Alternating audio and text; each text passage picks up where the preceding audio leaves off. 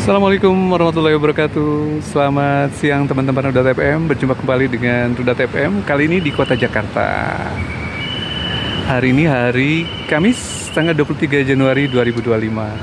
Di mana kira-kira ini tempatnya?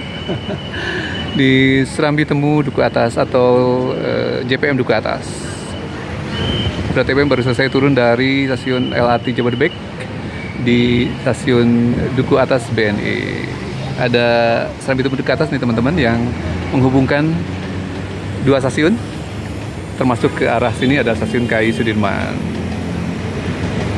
Nah teman-teman, siang ini hari Kamis ini merupakan momen menjelang libur ya nasional. Nanti ada dua libur yang berdekatan, baik Tahun Baru Islam Muharram dan Tahun Baru Imlek. Nah teman-teman mau berlibur kemana atau hangout kemana, jalan-jalan kemana?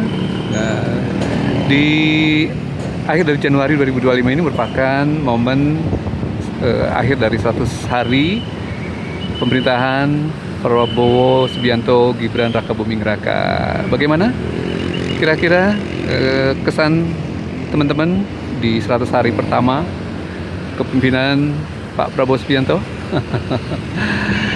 Ada yang menghebohkan ya di era belakangan ini ya, di era Pak Prabowo ini, yaitu salah satunya pagar laut misterius.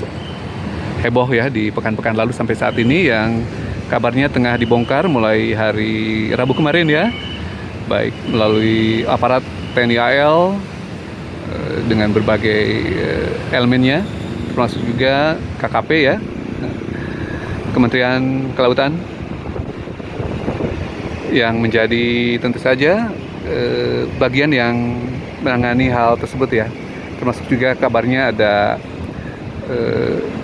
yang bersinggungan dengan Kementerian ATR ya, Agraria dan Tata Ruang, terkait dengan adanya isu, bahkan mungkin bukan sekedar isu lagi, yaitu keberadaan SHGB dan SHM yang berada di dalam pagar laut misterius tersebut. Dan kabarnya jumlahnya ratusan ya, sekitar 300 lebih. Menjadi tanda tanya besar ya, sebenarnya ini pemegang atau pemilik pagar laut ini siapa ya? Apakah ada kaitannya dengan SHGB yang terbit di laut tersebut atau tidak? Besar kemungkinan ya kalau data FF amati. Sebuah keajaiban Indonesia yang mungkin hanya terjadi di era-era belakangan ini ya. Di mana laut dikapling oleh pihak-pihak tertentu.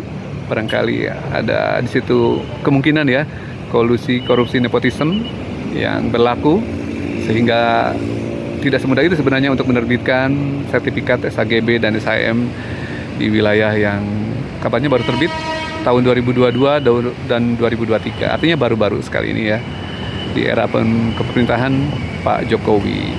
Semoga saja bisa terselesaikan ya keadaan ini, kemelut yang menandakan masifnya kolusi dan korupsi nepotisme di barangkali ya tentu saja di era Pak Jokowi yang terlalu transparan dan terang-terangan ya teman-teman. Bayangkan laut sudah bisa dikapling dan kemungkinan pagar laut ini berurusan dengan SHGB tersebut untuk dijadikan atau diwujudkan dalam bentuk daratan ya. Karena memang daratan tersebut atau pagar laut tersebut berada di laut atau pantai yang relatif landai ya, sehingga gampang diuruk untuk perluasan daratan. Namun itu kan butuh perizinan ya, dan juga AMDAL, karena akan berdampak kepada ekosistem, kepada mata pencarian para nelayan juga, dan termasuk juga penggunaan ruang ya yang harus seizin dengan barangkali penguasa laut saat ini adalah KKP dan TNI AL ya. Sangat disayangkan ya, kepemimpinan Pak Prabowo dicemari atau baru terdetek atau diketahui setelah laporan yang cukup masif di awal-awal kepemimpinan Prabowo, dan syukurnya ini memang terbongkar ya. Dan menyebut si A si B di kasus ini sepertinya agak berat ya. Entah siapa yang memiliki dan terlibat di dalamnya, masih dalam proses kabarnya investigasi. DATP menilai bahwa di 100 hari pertama Prabowo meskipun ada sedikit harapan, namun karena ini merupakan kelanjutan dari rejim sebelumnya di 10 tahun Pak Jokowi, ya agak-agak skeptis juga ya. Sebenarnya ini bagian yang menyelesaikan atau bagian yang melanjutkan dari beberapa hal yang kurang berkenan di mata kita ya teman-teman. Terutama perbaikan ekonomi ya. Sejauh ini daya beli menjadi isu yang masih menghantui perekonomian Indonesia, termasuk juga di 100 hari pertama Pak Prabowo. Daya beli, penurunan kinerja manufaktur, industri pengolahan ya, adalah salah satunya yang menyebabkan menghantui ya perekonomian kita, termasuk juga masifnya PHK di sektor tekstil yang masih berlanjut, yang sudah di-spill oleh Menteri Ketenagakerjaan terkait dengan puluhan atau 60 bahkan lebih ya perusahaan tekstil yang bangkrut, tutup pabrik, berikut juga berumahkan sebagian yang masih beroperasi ya. Awan mendung masih belum lepas meskipun sudah berganti rejim di 100 hari pertama yang kemungkinan akan berakhir di Januari 2025 ini. Kita akan masuki di masa bulan madunya sudah selesai. Jadi lagi tidak ada manis-manis di awal ya, tapi menunjukkan bahwa manis di awal ini harus terlihat juga di 100 hari terakhir ya, 100 hari pertama maksud saya, agar memang masyarakat percaya terhadap kepemimpinan atau Pak Prabowo dan kabinetnya ya, kabinet merah putih. Jadi apa yang ditunggu?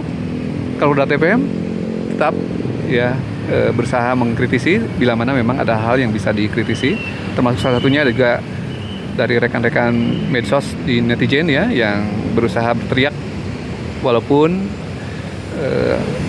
hal ini masih dalam investigasi, namun bila mana tidak viral hal-hal yang terjadi di 10 tahun terakhir ini, jadi kesannya